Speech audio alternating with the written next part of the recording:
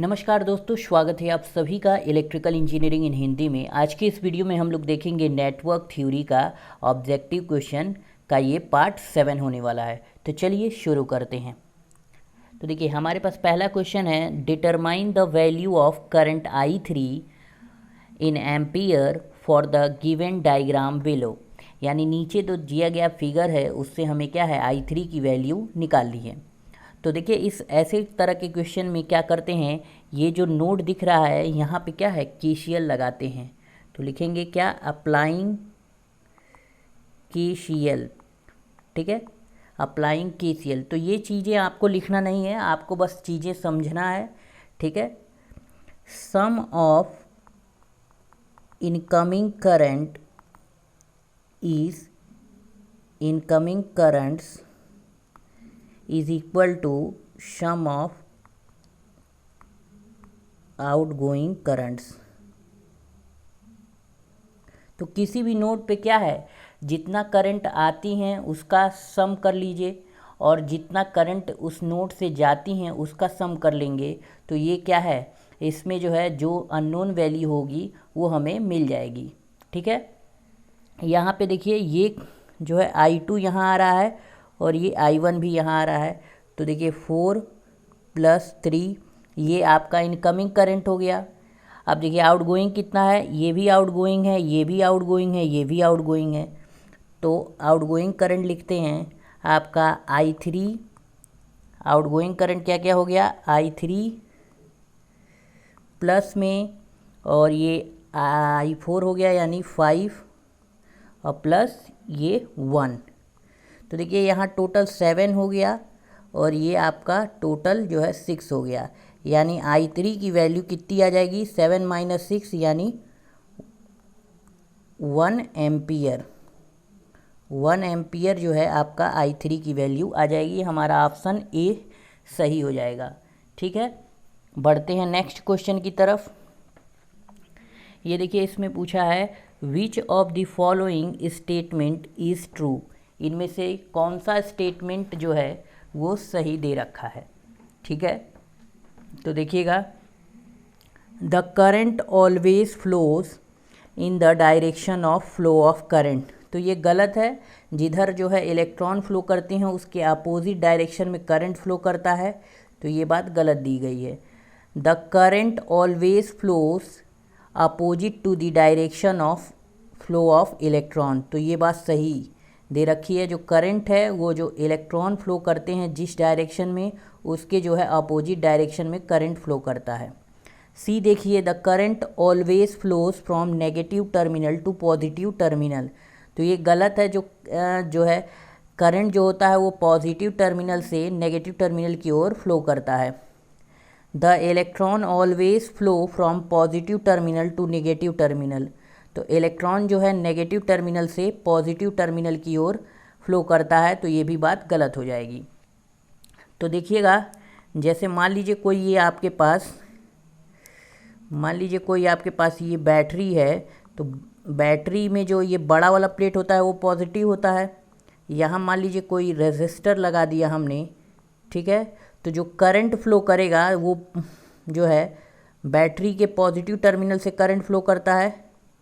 ठीक है, तो यहाँ से करंट फ्लो करेगा, लेकिन जो इलेक्ट्रॉन फ्लो करते हैं वो आपका कुछ इस डायरेक्शन में जो है आपका इलेक्ट्रॉन फ्लो करेगा। जो इलेक्ट्रॉन होगा वो कुछ इस डायरेक्शन में फ्लो करेगा और जो करंट होगा, करंट क्या है इस डायरेक्शन में फ्लो करेगा। ठीक है, करंट इस डायरेक्शन में फ्लो करेगा। तो ध्यान रखेंगे, जो करंट होता है वो हमेशा बैटरी के पॉजिटिव टर्मिनल से निकलता है और नेगेटिव टर्मिनल पे आता है, और जो इलेक्ट्रॉन के घूमने की दिशा होती है नेगेटिव टर्मिनल से पॉजिटिव टर्मिनल की ओर होती है। यानी जो है इलेक्ट्रॉन और जो है करंट का डायरेक्शन क्या होता है, अपोजिट होता है। तो इस वजह से हमारा बी जो होगा वो सही आंसर होगा।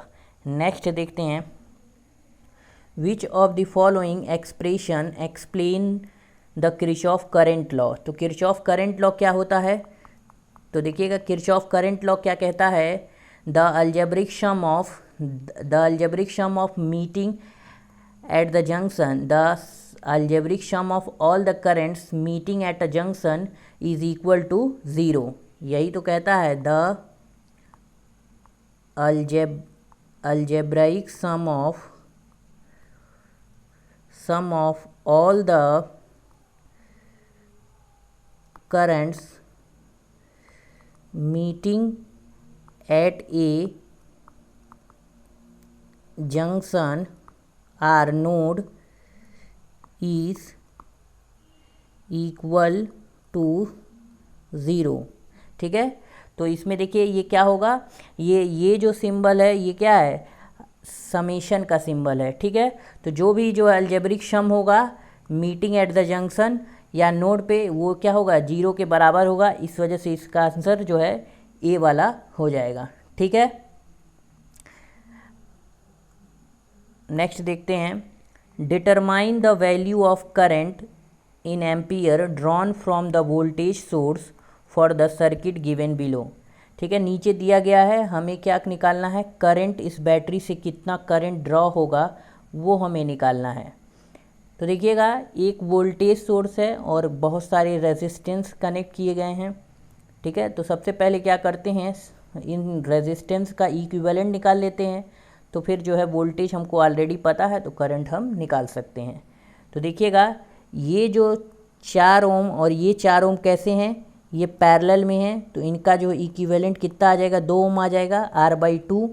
ठीक है, अब ये देखिए ये जो है ये दोनों कैसे हैं, सीरीज़ में हैं, तो ये भी कितना 2 ओम हो जाएगा। अब ये वाला जो 2 ओम है यहाँ पे जो है और ये 2 ओम कैसे हैं, पैरेलल में, तो इनका कितना हो जाएगा 1। ठीक है, तो यानी इधर टोटल कितना हो गया आपका, इधर जो है 1 ओम आ गया और ये दोनों कैसे कनेक्ट हैं, सीरीज में, तो ये 6 ओम हो गया। तो टोटल कितना हो गया, आर इक्विवेलेंट कितना हो जाएगा, 6 + 1 यानी 7 ओम। 7 ओम जो है आर इक्विवेलेंट आ गया। अब करंट क्या होगा, करंट होगा आपका V/R, आर इक्विवेलेंट कर देते हैं। V कितना दे रखा है, 30 / 7, तो ये क्या आ जाएगा, 7 चौका 28 पॉइंट कुछ है, 4 पॉइंट कुछ आएगा। तो देखिए 4 पॉइंट कुछ में कौन आंसर दिया है, यही, तो यही वाला आंसर हो जाएगा। पूरा कैलकुलेट करने की ज़रूरत नहीं है। तो आप जान गए नीचे जो है 7 है, 7 चौका 28, उसके बाद जो है आएगा कुछ भी आए, क्योंकि आंसर में जो है 4.1 ही दिया है, तो आंसर वही हो जाएगा। ठीक है, नेक्स्ट देखते हैं, determine the power delivered from the source for the circuit given below. Power delivered निकालना है। तो देखिए यहाँ पे हमें वोल्टेज पता है, अगर हम सभी रेजिस्टेंस से इक्विवेलेंट रेजिस्टेंस निकाल लें तो हम जो है V² करके पावर डिलीवर्ड निकाल सकते हैं। ठीक है, तो ध्यान दीजिएगा ये दोनों कैसे हैं, सीरीज़ में हैं, तो ये 2 ओम हो जाएगा और ये जो है फिर पैरेलल में आ जाएंगे 3 ओम के, तो कितना हो जाएगा, 3 × 2 / 3 + 2 यानी 5, यानी 6/5 आ गया ओम। इन यहाँ तक जो है 6/5 आ गया। अब ये देखिए ये पैरेलल में है तो ये 1 ओम हो जाएगा और ये जो है फिर जो है सीरीज में हो जाएंगे यानी 3 ओम हो जाएगा, यानी 6/5 आर इक्विवेलेंट कितना आ जाएगा, 6/5 प्लस आपका 3 यानी आपका ये आ जाएगा 21/5, 21/5 आ जाएगा आपका ओम। अब देखिएगा पावर डिलीवर्ड कितना होगा, पावर डिलीवर्ड होगा V²/R इक्विवेलेंट। R कितना दे रखा है, V कितना दे रखा है, 10 × 10 V² है, R इक्विवेलेंट 21 / 5, तो 5 ऊपर चला जाएगा। अब देखिएगा ऊपर आ जाएगा 500 बटे में कितना आ जाएगा, 21। अब ये देखिए 21 दूना हो जाएगा 42, यहाँ 8 बच जाएगा। अब देखिए कितने बार में जाएगा, अब 4 बार में तो जाएगा नहीं, क्योंकि 84 आ जाता तो 4 बार में चला जाएगा, तो 3 बार में जाएगा, 3 बार में। अब उसके बाद पॉइंट आएगा, तो आप देख लीजिए ऑप्शन में कौन मैच कर रहा है, ऑप्शन में केवल ए वाला मैच कर रहा है, तो यानी आंसर ए वाला ही होगा। पूरा कैलकुलेट करने की ज़रूरत नहीं है। ठीक है, ऑप्शन में अगर एक ही जो है 23 दशमलव कुछ दिया है तो सीधे डायरेक्ट उसी को लगा देंगे। ठीक है, नेक्स्ट देखते हैं, what will happen to the inductance if the number of turns of the coil is decrease। ठीक है, तो देखिएगा नंबर ऑफ कॉइल को डिक्रीज कर रहा है, तो आपको सभी लोगों को पता होगा इंडक्टेंस का फॉर्मूला, ठीक है। तो inductance L is equal to होता है N square by S. S क्या है? एस जो है रिलक्टेंस होता है, हो सकता हो आप इस फॉर्म में ना देखे हों, तो एस रिलक्टेंस क्या होता है? रिलक्टेंस एस की वैल्यू होती है एल अपान म्यू ए, ठीक है। यहाँ रख देंगे तो L is equal to N square, ये हो जाएगा आपका एल अपान म्यू ए, ठीक है। ये तो इस तरह का फॉर्मूला आपने देखा होगा। तो जो कि देखिए नंबर ऑफ टर्न्स, ठीक है, L is directly proportional to N square हो जाएगा। नंबर ऑफ टर्न्स को डिक्रीज किया जा रहा है, नंबर ऑफ टर्न्स को डिक्रीज किया जा रहा है, तो इंडक्टेंस भी क्या होगा? डिक्रीज हो जाएगा। तो आंसर हमारा बी वाला होगा, ठीक है। हमारा आंसर क्या होगा? बी वाला होगा। नेक्स्ट देखते हैं, which of the following represent the relation between peak value and RMS value of the voltage for the sine wave. Sine wave के लिए पूछा है। तो देखिएगा VRMS क्या होता है? VRMS होता है आपका VM बाई √2, और VRMS यहाँ से हो जाएगा 1/√2 की वैल्यू कितनी आती है? 0.707 VM, ठीक है। तो देख लीजिएगा ऑप्शन में कौन सा मैच कर रहा है। तो ऑप्शन में डी वाला जो है वो मैच कर रहा है, यानी डी वाला सही है। अब देखिए आपसे एवरेज वैल्यू पूछ सकता है। एवरेज वैल्यू क्या है? एवरेज वैल्यू होता है 2VM बाई पाई, ठीक है। एवरेज वैल्यू क्या निकल करके आएगा? 2/पाई। 2/पाई की वैल्यू आती है 0.637 VM, ठीक है। तो ये याद कर लीजिएगा। नेक्स्ट देखते हैं, determine the average value of N alternating current in ampere when the peak value of current is 10 ampere, ठीक है। पीक वैल्यू दे रखा है, एवरेज वैल्यू निकालना है। तो एक बात ध्यान रखिएगा, पीक वैल्यू दे रखा है, एवरेज वैल्यू RMS वैल्यू हमेशा पीक वैल्यू से कम आएगी। तो यानी ये वाला और ये वाला तो आंसर हो ही नहीं सकता, ठीक है। ये वाला और ये वाला आंसर हो ही नहीं सकता। अब इसमें भी जो है कुछ लोग जो है बहुत फास्ट कैलकुलेशन होगा, या कुछ लोग को आंसर दिख रहा होगा क्या होगा, ठीक है, लेकिन फिर भी हम इसको लगाते हैं। देखिए एवरेज वैल्यू क्या होती है? एवरेज वैल्यू होती है I average is equal to 2IM by pi, क्योंकि करंट की बात की गई है। तो देखिए आई एवरेज निकल करके आएगा 2/पाई की वैल्यू अभी हमने बताया है 0.637 इंटू IM। यहाँ से देखिएगा I average is equal to 0.637 into IM की वैल्यू क्या दे रखी है? पीक वैल्यू ऑफ करंट, ये 10 एम्पियर। तो आपका आंसर हो जाएगा 6.37 एम्पियर, ठीक है। आंसर सी वाला हो जाएगा 6.37 एम्पियर, ठीक है। नेक्स्ट देखते हैं, what will be the frequency in hertz of a sinusoidal waveform when the time period of the wave is 20 millisecond. Time period दे रखा है और हमसे फ्रीक्वेंसी पूछ रखा है। तो देखिएगा frequency is equal to 1 time period होता है, ठीक है। 1 टाइम पीरियड होता है। फ्रीक्वेंसी इज इक्वल टू क्या होता है? 1 टाइम पीरियड, ठीक है। यहाँ से देखेंगे 1 टाइम पीरियड कितना दे रखा है? 25 मिलीसेकेंड। तो इसको सेकंड में कन्वर्ट करते हैं, 10⁻³ से क्या कर देंगे? मल्टीप्लाई कर देंगे। अब यहाँ देखिए ये 10⁻³ ऊपर जाएगा तो क्या बन जाएगा? 1000 बन जाएगा, ऊपर जाएगा 10⁻3, ये 25। अब ये देखिए 25 चौका 100 और एक 0 बढ़ा देंगे, ठीक है। तो 40 हर्ट्ज़ क्या हो जाएगा? हमारा आंसर हो जाएगा, ठीक है। ए वाला हमारा आंसर हो जाएगा। नेक्स्ट देखते हैं,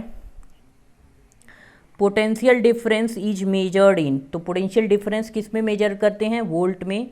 तो आंसर सी वाला हो जाएगा, ठीक है। तो ध्यान रखिएगा पोटेंशियल डिफरेंस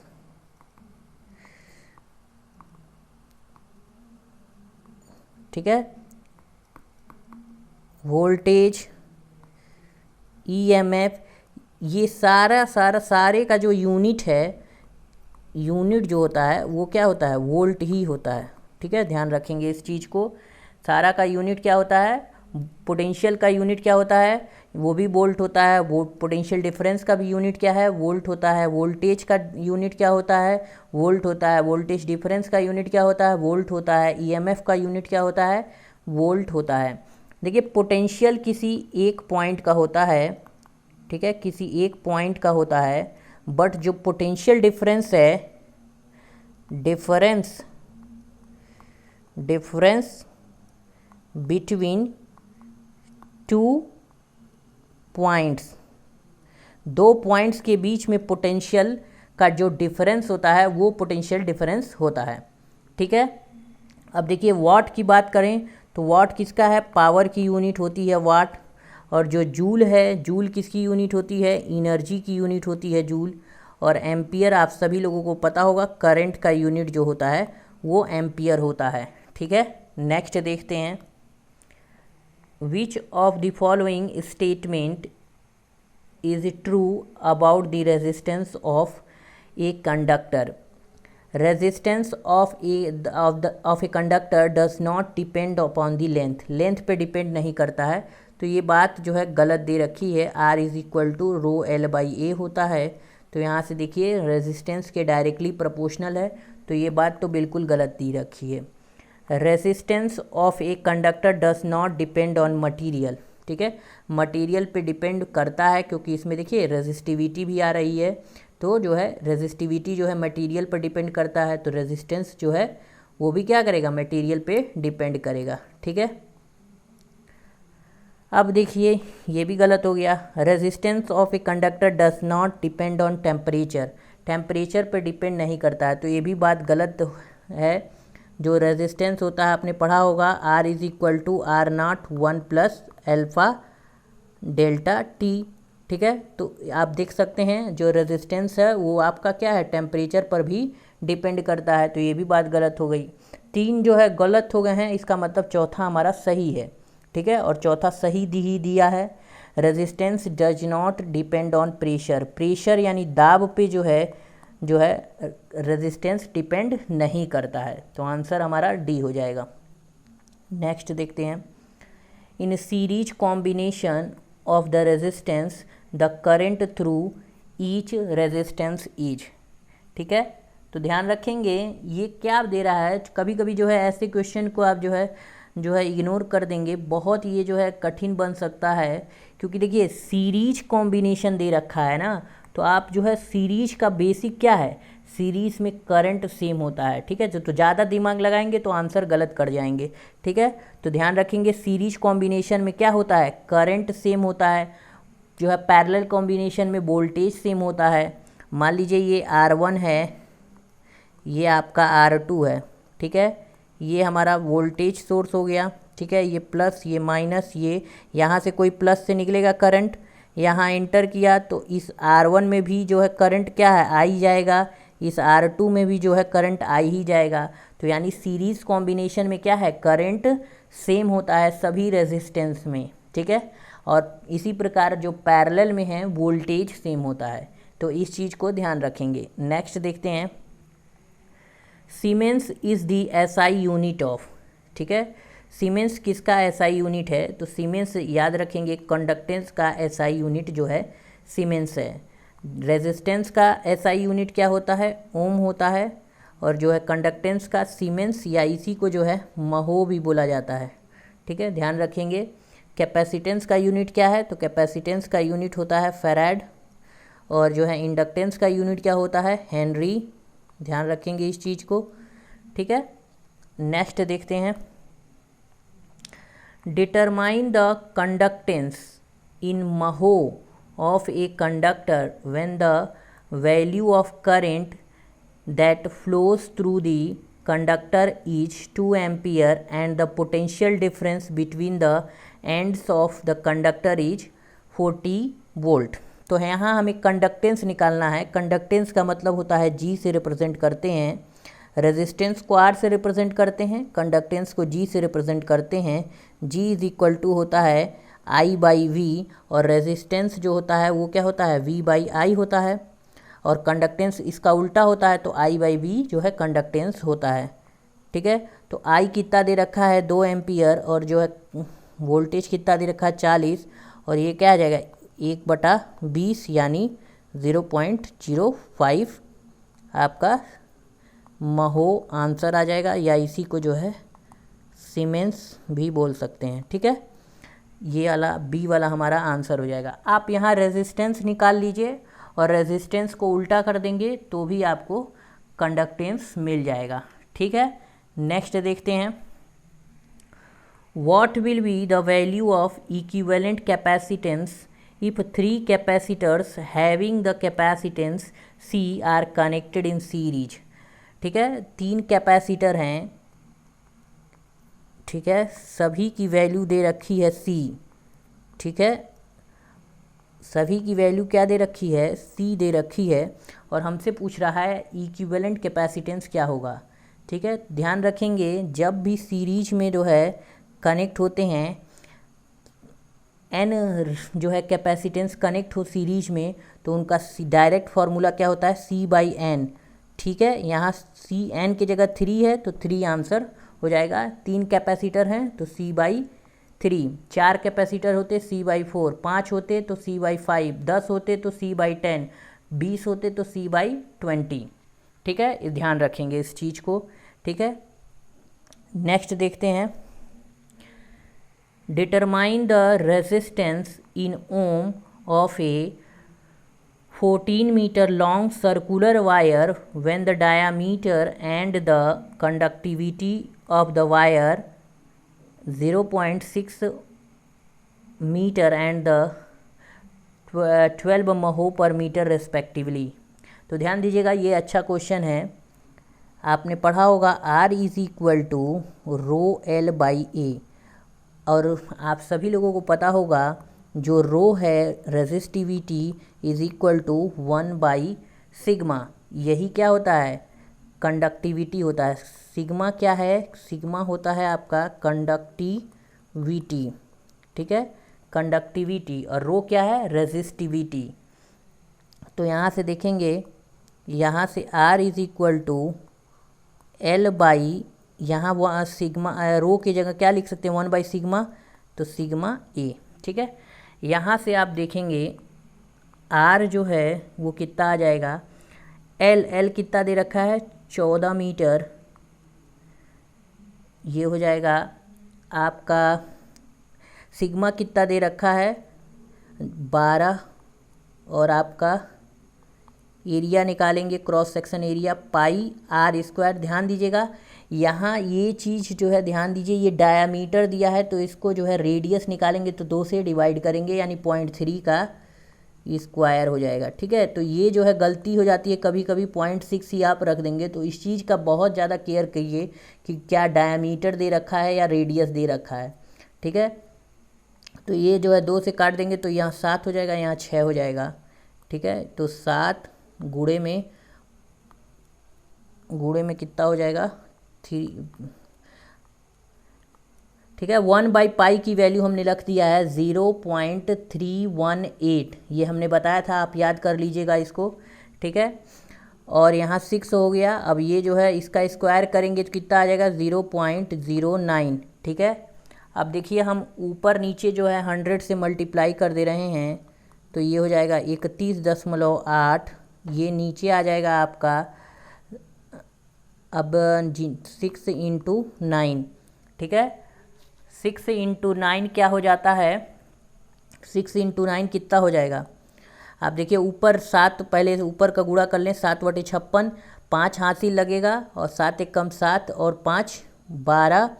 अब हो गया हमारे पास 1 हासिल, 7 × 3 = 21 और 7 × 3 = 21 और 1 = 22। ठीक है, और 1 अंक के बाद दशमलव लग जाएगा। अब यहाँ देखिए ये हो जाएगा आपका 54। ठीक है, अब देखिएगा इसमें जो है कैसे जो है डिवाइड करेंगे।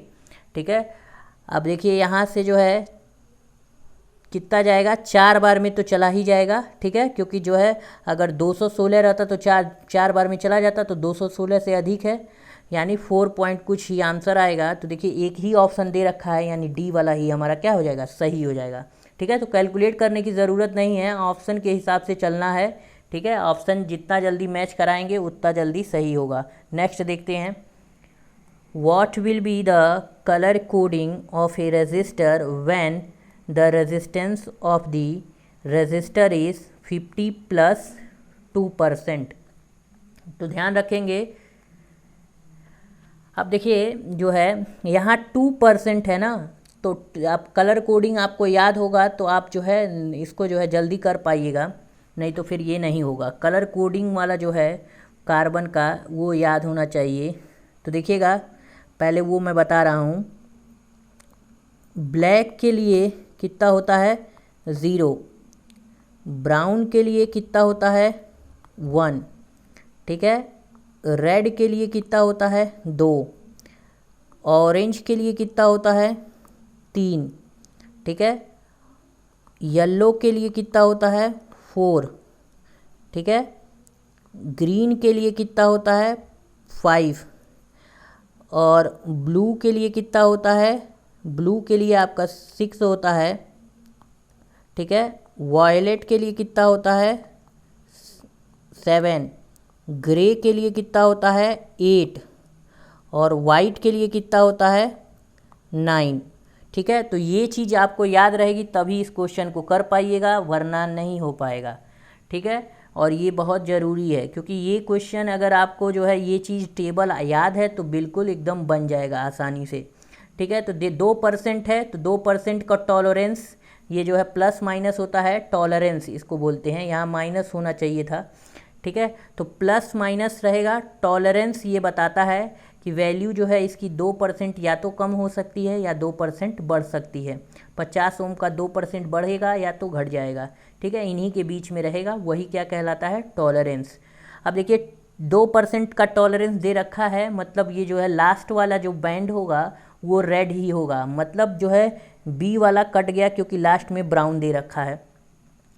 अब ध्यान दीजिएगा, अब देखिए 50 को कैसे लिख सकते हैं, 50 को आप जो है 5 इंटू 50 इंटू 10⁻0 ऐसे लिख सकते हैं, या इसको 5 इंटू 10⁻1। अब यहाँ देखिएगा ये चीज़ आप लिख रहे हैं ऐसे, तो यहाँ पे क्या है, ये 3 बैंड में नहीं जाएगा, ठीक है, ये 3 बैंड में नहीं जाएगा। क्यों नहीं जाएगा, आप 3 में जो है कैसे लिख सकते हैं इसको, जो है 3 बैंड में ये नहीं जाएगा, ठीक है। अब यहाँ देखिए ये कैसे चला जाएगा, ये 5 के लिए क्या होगा, अभी देखिए 5 के लिए क्या है ग्रीन, तो ग्रीन लिख दिए। अब देखिए 0 के लिए क्या है, हमने ब्लैक लिख दिया। अब ये जो है 10⁻, जो होता है उसको मल्टीप्लायर बोलते हैं, 10⁻0 यानी ये ब्लैक ही होगा। 0 किसके लिए है, ब्लैक के लिए है। तो देखिए ये 3 बैंड ये वाला हो गया, और ये जो टॉलरेंस वाला होगा जो लास्ट में आएगा रेड आएगा, ठीक है। तो आंसर क्या हो जाएगा, ग्रीन ब्लैक ब्लैक रेड, ठीक है, green black black red, D वाला हमारा सही उत्तर हो जाएगा, ठीक है। अब देखिएगा, मान लीजिए ये जो है आप कैसे लिखेंगे इसको, जो है ये मान लीजिए यहाँ पे जो है ये 3 बैंड में जो है 4 बैंड में ये जो है हो ही नहीं पाएगा, ठीक है। 2 बैंड में जो है आपका लास्ट वाला टॉलरेंस है, और इसमें को जो है 3 बैंड में होना चाहिए, तो ये 3 बैंड में नहीं जा पाएगा, ठीक है। अब ये वाला मान लीजिए आपको लग रहा हो ब्राउन वाला, तो देखिए ग्रीन है तो पहला जो है 5 हो गया, अब ब्लैक है यानी जो है कितना हो जाएगा 0 हो जाएगा, और 10⁻, आप ब्राउन के लिए क्या हो 1, तो ये तो आपका 500 हो जाएगा, ठीक है। नेक्स्ट देखते हैं, what will be the value of current in ampere drawn from a 4 volt battery when a wire of 20 ohm resistance is stretched to double its original length and then cut into 2 equal parts, and these equal parts are connected in parallel with the battery। तो ध्यान दीजिएगा question बहुत बड़ा है, ठीक है, लेकिन है बहुत आसान। तो देखिए पहला बोला है कि 4 वोल्ट की बैटरी है और इसमें जो है इससे कितना करंट निकल रहा है ये हमें बताना है। ठीक है, तो उसको जो है पहले जो है इसको छोड़ दीजिए। यहाँ से पढ़िए, जो 20 ओम का रेजिस्टेंस है इसको स्ट्रेच्ड करके डबल कर दिया जा रहा है। तो ये अब इसका ये है स्ट्रेच्ड करके डबल कर देंगे तो अब इसका रेजिस्टेंस क्या होगा ये जानना ज़रूरी है। अब देखिए R इज़ इक्वल टू होता है रो L बाई ए। ठीक है, यहाँ नीचे L से मल्टीप्लाई कर दिया, ऊपर भी L से मल्टीप्लाई कर देंगे तो rho is L square upon V। ठीक है, एरिया इंटू लेंथ क्या होता है, वॉल्यूम होता है। तो वॉल्यूम तो सेम रहेगा क्योंकि उसी तार को खींच रहे हैं, आप खींचे या उसको दबाएं। ठीक है, वॉल्यूम तो कांस्टेंट रहेगा जो आयतन है। ठीक है, यानी यहाँ से रेजिस्टेंस जो हो गया वो लेंथ के डायरेक्टली प्रोपोर्शनल हो गया स्क्वायर के। ठीक है, अब देखिएगा जब यहाँ से लेंथ जो है डबल करेंगे तो रेजिस्टेंस क्या होगा, 4 टाइम्स हो जाएगा। ठीक है, ये बात आप ध्यान रखिएगा। रेजिस्टेंस जो है स्ट्रेच्ड कंडीशन में क्या होता है, जब डबल करते हैं तो रेजिस्टेंस क्या है, 4 टाइम्स हो जाएगा। आप देख सकते हैं इस फॉर्मूले से। यहाँ से यानी जो है ये 4 गुना होगा तो कितना हो जाएगा, 80 ओम हो जाएगा। अब आगे पढ़िए, ओ डबल इट्स ओरिजिनल है, then cut into 2 equal parts. अब इसको जो है 2 इक्वल पार्ट्स में कट कर रहे हैं, यानी 40 ओम एक का हो जाएगा और दूसरा जो है उसका भी 40 ओम हो जाएगा, क्योंकि इक्वल पार्ट्स में डिवाइड कर रहे हैं तो आधा आधा रेजिस्टेंस हो जाएगा। ठीक है, and these equal parts are connected in parallel. अब इसको जो है पैरेलल में कनेक्ट कर दिया जा रहा है। ठीक है, इसको अब जो है पैरेलल में कनेक्ट कर दिया जा रहा है विद दी बैटरी। बैटरी की जो है वोल्टेज पहले से ही दे रखा है। ठीक है, अब इसको पैरेलल में कनेक्ट कर दिया है। बैटरी का वोल्टेज पहले से ही पता है, 4 वोल्ट दे रखा है। ठीक है, 4 वोल्ट दे रखा है और हमसे करंट का पूछा है वैल्यू। तो ध्यान रखेंगे ये दोनों पैरेलल में आ गए तो इनका इक्विवेलेंट कितना हो जाएगा, 20 ओम हो जाएगा।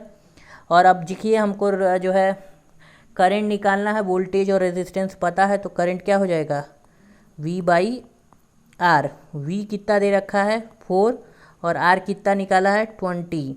1/5 यानी 0.2 एम्पियर हमारा आंसर हो जाएगा। 0.2 एम्पियर हमारा आंसर सी वाला हो जाएगा। नेक्स्ट देखते हैं, determine the heat dissipated in joule through a conductor of 10 ohm resistance when 1 ampere of current is flowing through the conductor for 5 second. 5 second के लिए हीट निकालना है। तो हीट के लिए क्या फॉर्मूला होता है, H is equal to I square R T.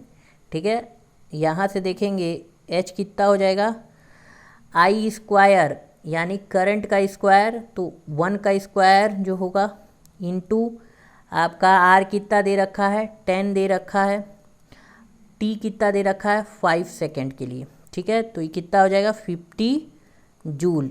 50 joule हमारा क्या है आंसर हो जाएगा। ठीक है, ए वाला सही हो जाएगा। ठीक है, इस चीज़ में थोड़ा सा ये ध्यान रखिएगा कि जो है कभी कभी जो है ये टाइम वाइम जो है मिनट में दे देगा, तो थोड़ा यूनिट का ध्यान रखना ज़रूरी है। Which of the following statement is true about Kirchhoff current law.